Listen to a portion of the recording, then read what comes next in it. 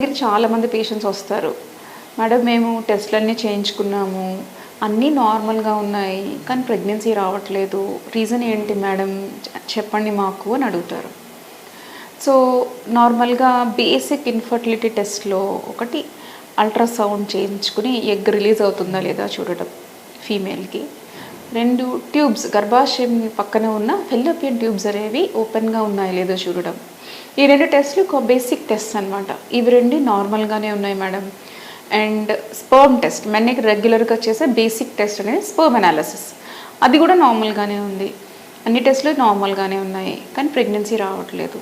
So ఈ కండిషన్‌ని unexplained infertility అంటారు. అంటే బేసిక్ టెస్ట్ నార్మలే ఉన్నాయి. కానీ ప్రెగ్నెన్సీ రావట్లేదు.